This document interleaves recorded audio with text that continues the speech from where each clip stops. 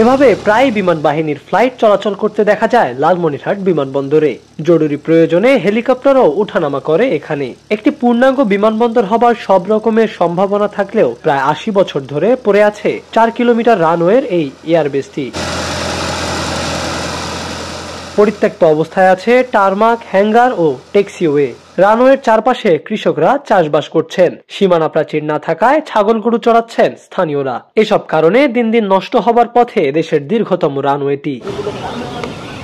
অথচ দ্বিতীয় বিশ্বযুদ্ধের সময় জাপানি বোমারু বিমানের হাত থেকে বঙ্গদেশের কলকাতা ও আসামকে রক্ষা করতে ১৯৩১ সালে এখানে তৈরি করা হয়েছিল সামরিক ঘাঁটি, যেটি বর্তমানে লালমনিরহাট সদর উপজেলার মহেন্দ্রনগর ও হারাটি ইউনিয়নের অধীনে।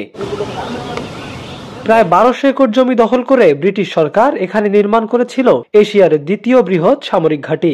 বিশ্বযুদ্ধ চলাকালীন সময়ে কলকাতা ও আসাম রক্ষার জন্য লালমনিরহাট বিমান ঘাঁটি ছিল মিত্রবাহিনীর একমাত্র ভরসা স্থল। ১৪ আগস্ট ১৯৪৫ খ্রিস্টাব্দে যুদ্ধ শেষ হওয়ার পর মিত্রবাহিনীর সৈন্যরা দেশে ফিরতে শুরু করেন। সাথে সাথে নিস্তব্ধতায় ডুবে যেতে থাকে এশিয়ার দ্বিতীয় বৃহত্তম এই বিমান ঘাঁটি। যদিও এই ঘাঁটিতে ১৯৫৮ সালে একবার বিমান চলাচল শুরু হয়েছিল, তখন ঢাকা লালমনিরহাট বিমান ভাড়া ছিল ৪৫ টাকা। সে সময় লোকসানে পড়ে কিছুদিনের মধ্যে বন্ধ হয়ে যায় এই রুট। ১৯৬৫ সালে ভারতের বোমা হামলার পর পাকিস্তান সরকার বিমান ঘাঁটির স্থাপনাগুলো নিলামে বিক্রি করে দেয়। আর বাংলাদেশ স্বাধীন হওয়ার পর ১৯৭২ সালে লালমনিরহাটের বিমান ঘাঁটিকে বাংলাদেশ বিমান বাহিনীর হেডকোয়ার্টার করার সিদ্ধান্ত গৃহীত হয়, কিন্তু তা আর বাস্তবায়িত হয়নি। পরে ১৯৮৩ খ্রিস্টাব্দে বিমান বাহিনী কর্তৃপক্ষ এখানে কৃষি প্রকল্প গ্রহণ করেন, যার কার্যক্রম এখনো চলছে। এরপর ১৯৯৬, ২০১১ ও ২০১৯ সালে মোট ৩ বার এই বিমানবন্দর চালুর প্রক্রিয়া শুরু হলেও অজানা কারণে আর সামনে এগোয়নি।